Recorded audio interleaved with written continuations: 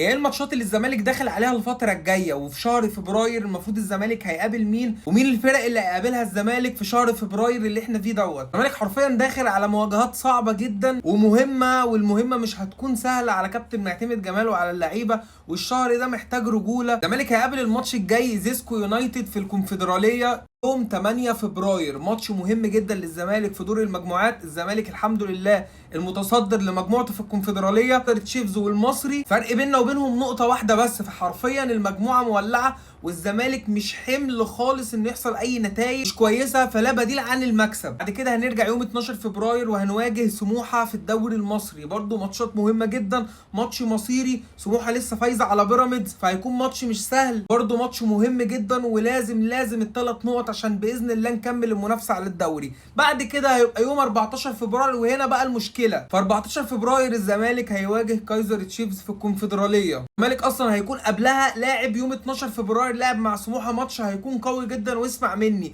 بعد كده هيروح يقابل كايزر تشيفز يوم 14 فبراير، وبعد كده يروح يقابل سيراميكا في كاس مصر. يعني ازاي الضغطه ديت تقدر ان انت يعني هتقدر ازاي تحلها؟ فانا كنت شايف ان على الاقل ماتش سيراميكا ده يكون يوم 18، وماتش حرس الحدود اللي هو هيكون في الدوري المصري يكون يوم 21. مش هتخسر حاجه. ليه زنقني قوي كده؟ صراحه مش فاهم اتحاد الكره او يعني الناس المنظمين، مش عارف ليه بجد يعني حاطين الزمالك في جدول ضيق قوي كده. فهيكون يوم 20 حرس الحدود في الدوري المصري، ويوم 24 هيكون زد برضو في الدوري المصري. ماتشات كلها مصيريه، ماتشات كلها مهمه جدا للزمالك. باذن الله نطلع باكبر المكاسب من الماتشات دي كلها، وباذن الله نكون محققين في كلها نتائج ايجابيه ان شاء الله. يكون ان شاء الله شهر فبراير شهر خير على نادي الزمالك، وباذن الله نفضل مكملين في المنافسه في الكونفدراليه وفي الدوري المصري وفي كاس مصر باذن الله.